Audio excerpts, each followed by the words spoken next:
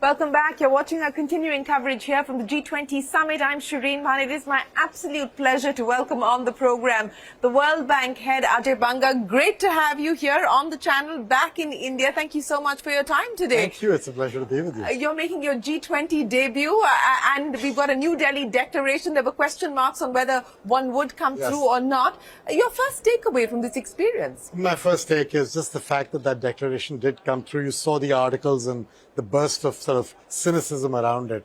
I actually think the Indian government managed to get and corral everybody to the right place. So I think it's actually a bit of a well done by the team, by Amitabh, the Sherpa, but of course by the External Affairs and the PM himself. Yes, I would imagine there's a collective sigh of relief on just getting it done. But 83 paragraphs that deal with a whole host of issues. But yes.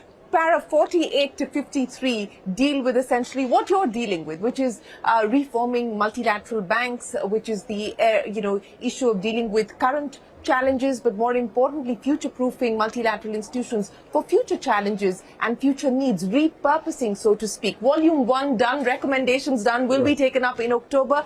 Take me through where things currently stand on that front. So I think there's multiple levels in this. When the G20 laid out the desire for an evolution of the Bretton Woods institutions, the logic, Shireen, was that what we've done for the past 78 years was great, but it's not future fit for what we need to go to. And so that was the idea. So for example, the vision of the bank was all around eradicating poverty and sharing prosperity. Very effective for many years by the efforts put in by so many countries. Jobs got created. That's what lifted people out of poverty. COVID and the pandemic and climate change have changed that. So clearly we've got pandemics. Yeah. We've got, climate change. We've got fragility in a war. You've got what happened with food prices.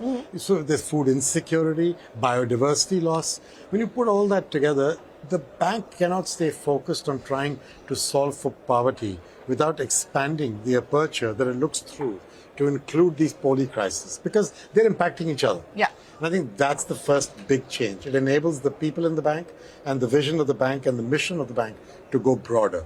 Inside that, we've created a real focus on women and young people. Why women? Because half the world is female, and even today in 2023, it's inadequately represented either in management or in the labor force or in compensation or in opportunity at all levels of society across the world. This is not a country specific issue. Sure. And the young people, because the global south is full of young people, and young people are a demographic dividend if you give them quality of life when they're growing up, education, health, clean water, and then you give them jobs. So we try to focus on those two. And then there's the whole issue of how can we work better with other multilateral institutions. I just announced a very big partnership with the Inter-American Development Bank, something that people had not done. But we're going to collaborate on the Amazon, on climate issues in the Caribbean, and on digitizing, a subject close to your heart in India, digitizing governance in Latin America. So it's how we work with other multilaterals, but most importantly, how we work with the private sector.